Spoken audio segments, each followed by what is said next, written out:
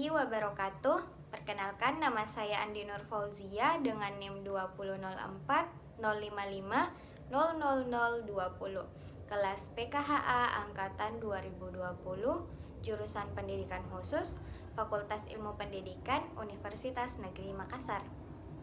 Nah, dalam video ini saya akan memaparkan materi mengenai manajemen pembelajaran anak berkesulitan belajar yang terdapat pada buku ini, di mana ditulis oleh dosen pengampu kami dalam mata kuliah manajemen pembelajaran anak berkesulitan belajar, yaitu Detrandes Bastiana MSI. Baik, langsung saja kita bahas poin pertama atau bab 1, di mana yang dibahas yaitu urgensi manajemen pembelajaran untuk anak berkesulitan belajar. Nah, sebelum itu kita perlu ketahui siapa sih itu siswa berkesulitan belajar.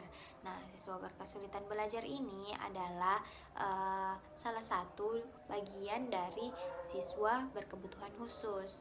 Nah, berkesulitan belajar khusus adalah kelainan dalam satu atau lebih dari proses psikologi dasar yang terlibat dalam pemahaman atau pembentukan bahasa, lisan atau tulisan, yang dapat mewujudkan pada ketidakmampuan dalam berpikir, mendengarkan, berbicara, mengeja, menulis, membaca, dan bahkan dalam perhitungan matematis.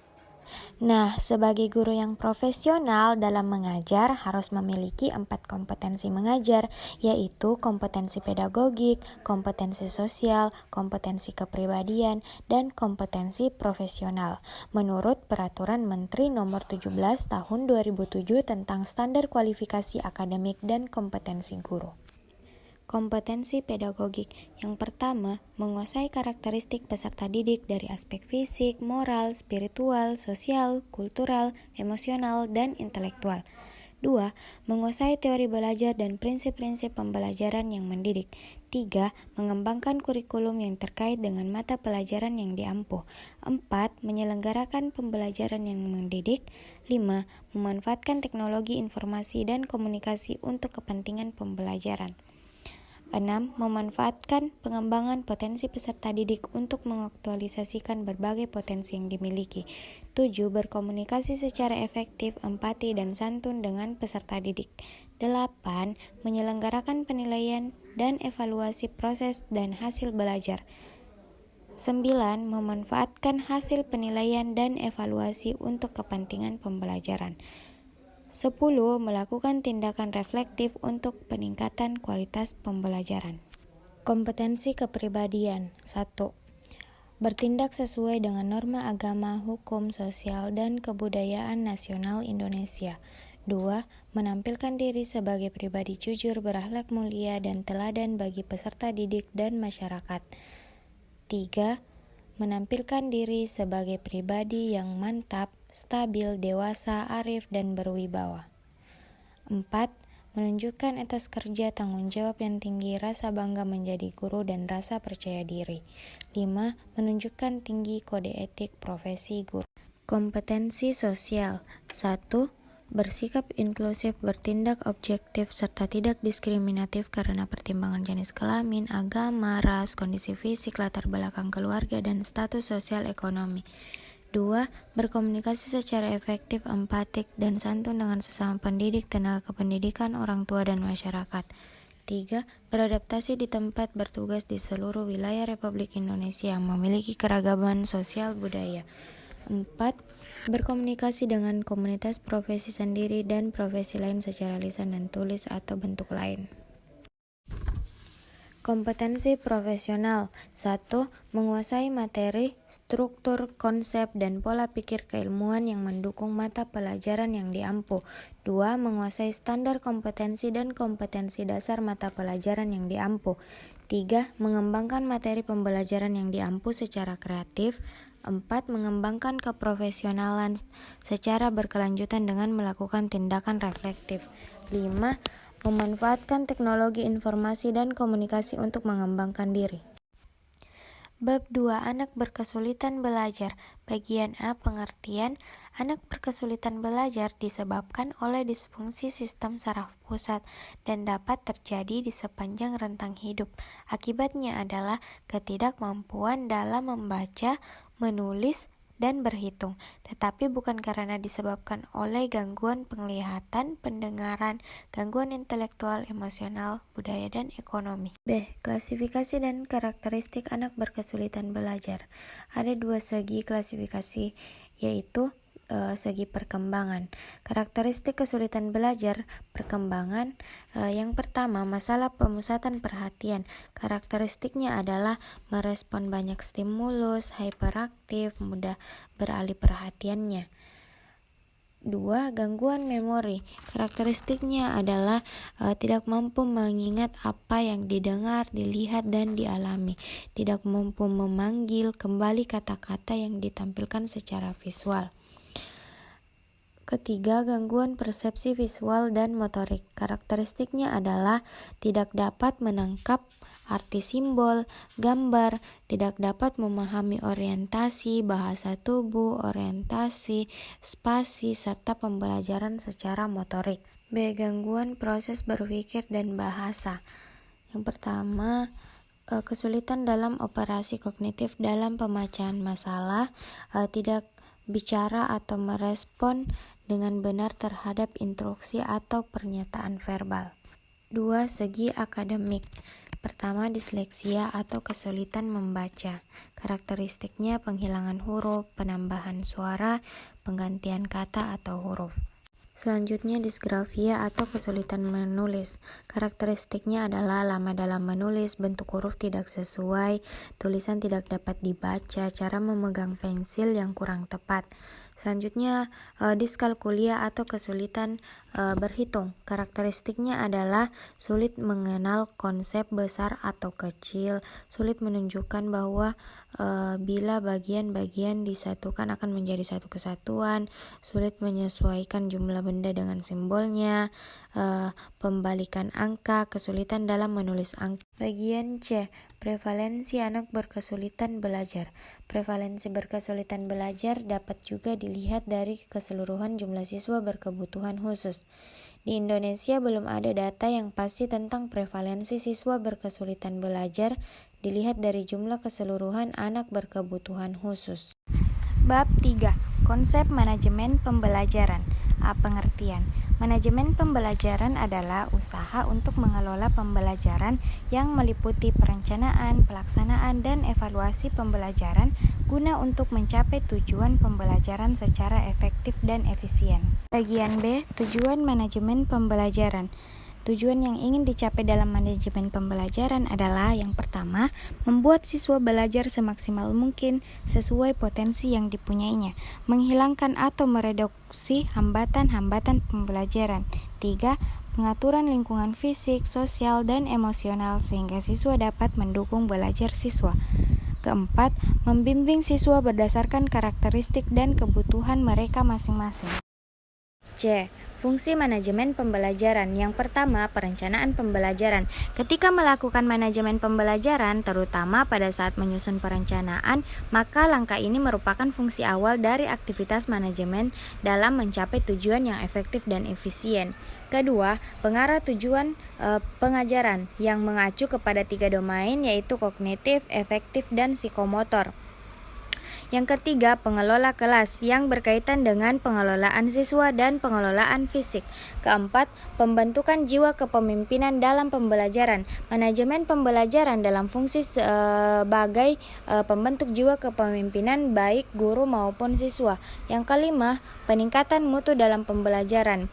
Manajemen pembelajaran sebagai upaya dalam peningkatan mutu pembelajaran. D. Komponen-komponen manajemen pembelajaran. Yang pertama, perencanaan. Perencanaan atau planning adalah sebuah proses yang dimulai dari penetapan tujuan organisasi, menentukan strategi untuk mencapai tujuan organisasi tersebut secara menyeluruh. Yang kedua, pelaksanaan. Pelaksanaan pembelajaran merupakan sebuah implementasi dari perencanaan. Pelaksanaan yaitu suatu kegiatan memadukan atau mengintegrasikan sumber atau potensi yang ada atau yang dapat disediakan dalam rangka kegiatan yang telah direncanakan secara sistematis dalam rangka mencapai tujuan. 3. Evaluasi. Evaluasi merupakan komponen terakhir dalam manajemen pembelajaran. Tujuan dari evaluasi bagi guru dapat mengetahui keberhasilan pencapaian tujuan, penguasaan siswa terhadap pelajaran, serta ketetapan atau efektivitas metode mengajar. Bab 4. Pembelajaran kooperatif. Bagian A. Pembelajaran kooperatif untuk anak berkesulitan belajar. Ketika siswa bekerja sama dalam kelompok kecil, siswa cenderung memberikan pujian, dorongan, dan dukungan kepada siswa berkesulitan belajar. Pengalaman positif ini memberikan peluang bagi meningkatnya hubungan sosial dan emosional bagi semua orang yang terlibat dalam kelompok, termasuk siswa berkesulitan belajar. Selanjutnya bagian B, konsep dasar pembelajaran kooperatif. Pembelajaran kooperatif merupakan suatu strategi pembelajaran yang melibatkan beberapa orang siswa menjadi sebuah kelompok sehingga terjadi proses interaktif antar siswa tersebut mencapai tujuan pembelajaran yang efektif dan efisien. Selanjutnya bagian C, elemen-elemen pembelajaran kooperatif. Yang pertama, positive independence atau saling ketergantungan yang positif. Siswa harus mempunyai persepsi bahwa mereka harus bekerja sama untuk mencapai tujuan kelompok. Yang kedua, interaksi tatap muka yang meningkat. Interaksi yang meningkat melibatkan individu untuk saling mendorong dan memfasilitasi upaya masing-masing saat mereka bekerja sama dalam tugas kelompok. Ketiga, individual accountability atau pertanggungjawaban individu. Semua anggota kelompok harus mempunyai kemampuan menanggapi suatu masalah dan mengembangkan ide-ide untuk keberhasilan kelompok. Keempat, collaborative skill atau kemampuan kerjasama. Untuk bisa bekerja sama dengan produktif diperlukan unsur-unsur kepemimpinan, pengambilan keputusan, membangun kepercayaan, komunikasi, dan manajemen konflik. Selanjutnya, kelima, pemrosesan kelompok. Unsur penting terakhir dalam pembelajaran kooperatif adalah pemrosesan kelompok. Ini melibatkan anggota yang menentukan apa yang telah mereka lakukan dengan baik dan apa yang harus mereka lakukan untuk mencapai tujuan kelompok. Bagian D, strategi dan teknik. Pertama, perencanaan. Adapun beberapa di antara perencanaan yaitu yang pertama materi. Persiapan pertama yang harus dilakukan oleh guru adalah menyiapkan materi yang harus diajarkan kepada siswa. B. Membentuk kelompok. Guru membentuk kelompok atau tim yang terdiri dari beberapa orang. Selanjutnya, bagian C, memberikan panduan kepada kelompok. Panduan kelompok dapat disesuaikan dengan materi pelajaran. D. Mengurutkan tugas yang akan dikerjakan kelompok. Guru membuat panduan tugas-tugas yang harus dilakukan oleh siswa. E. Menetapkan aturan mengenai apa yang diharapkan kepada siswa. 2. Pelaksanaan. Ada beberapa hal yang dapat dilakukan oleh guru ketika proses pembelajaran kooperatif sedang berlangsung. Yang pertama, secara periodik memperhatikan keseluruhan kelas. 2. Mengamati setiap kelompok. 3. Menganalisis masalah-masalah yang dihadapi bersama. 4. Memberikan umpan balik terhadap setiap kelompok. 3. Evaluasi. Evaluasi dilakukan pada saat proses pembelajaran berlangsung dan pada akhir pembelajaran. E. Keuntungan-keuntungan. Yang pertama, terjadinya hubungan yang positif dengan siswa lain. 2. Banyak kesempatan untuk bertukar pendapat. 3. Meningkatkan kepercayaan diri terhadap kemampuan siswa. 4. Memperoleh pengetahuan. 5. Menghargai pendapat siswa lain. 6. Pembelajaran tidak monoton. Selanjutnya bagian F. Tantangan-tantangan. Yang pertama, tidak tepat bagi guru yang ingin menjadi pusat perhatian. 2. Membutuhkan waktu bagi guru untuk belajar.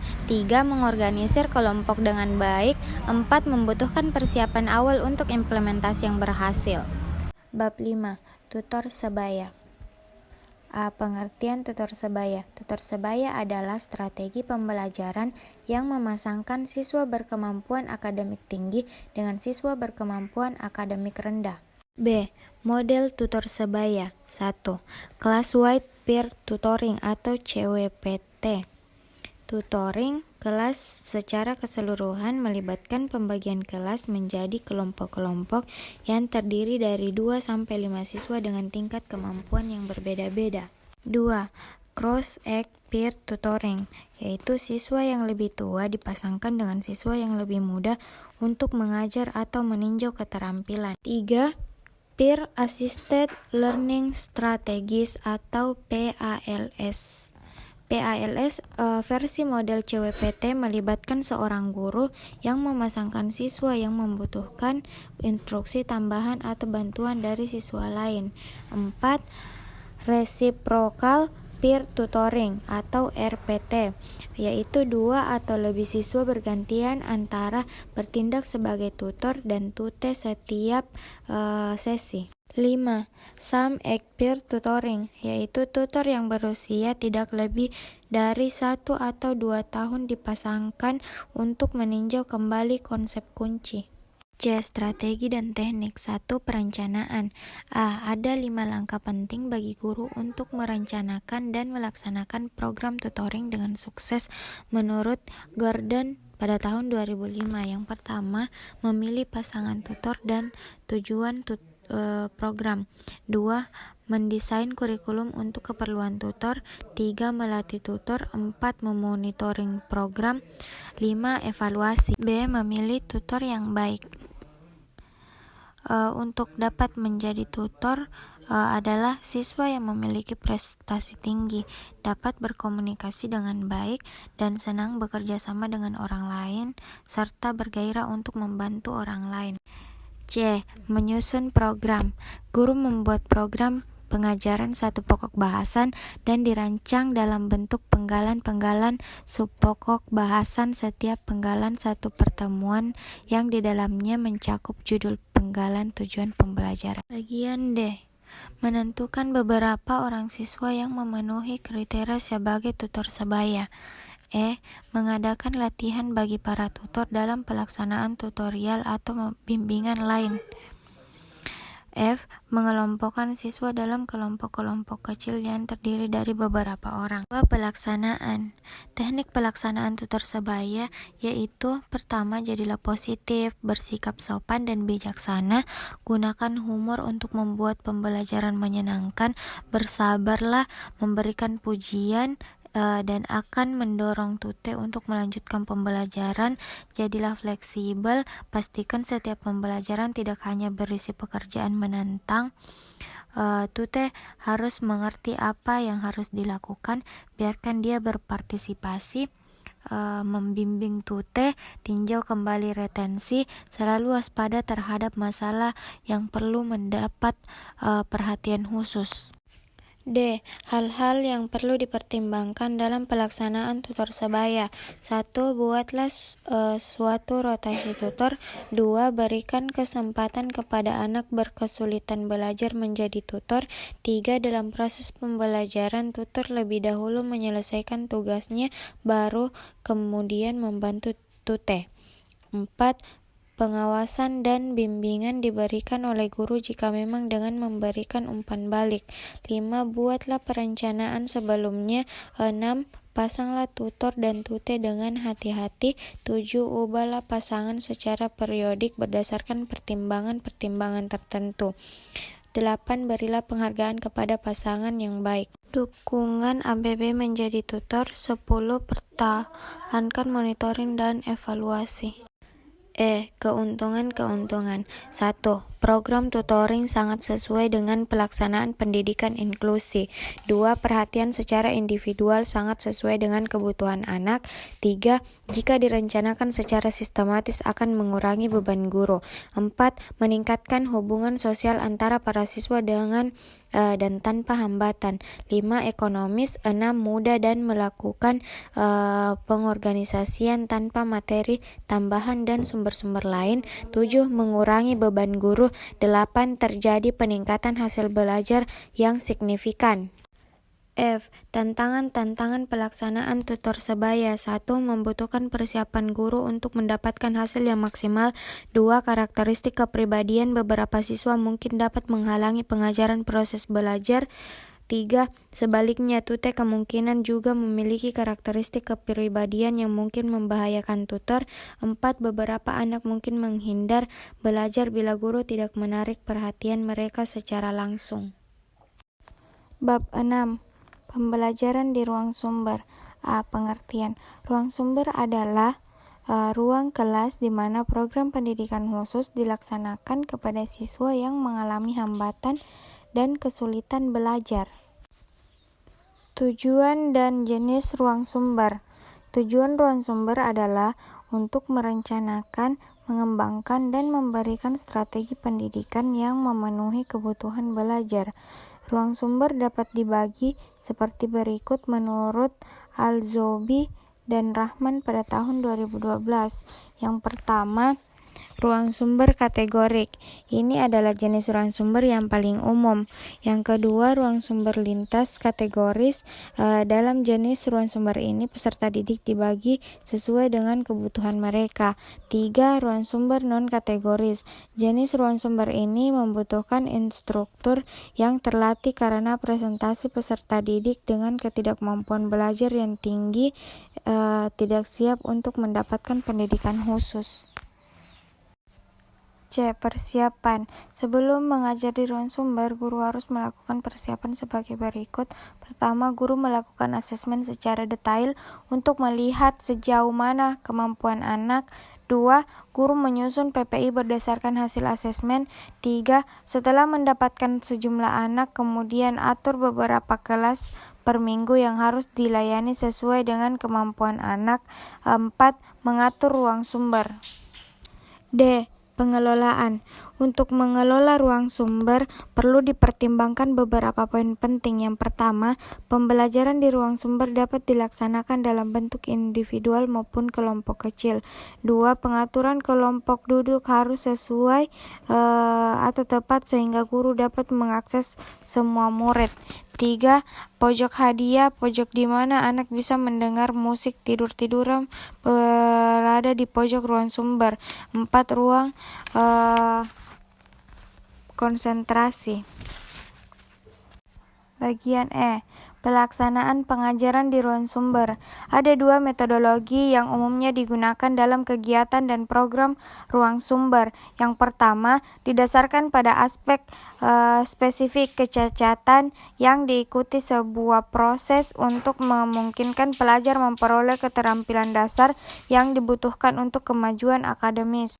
2. Didasarkan pada pemberian dukungan akademik untuk kegiatan yang dilakukan di kelas reguler.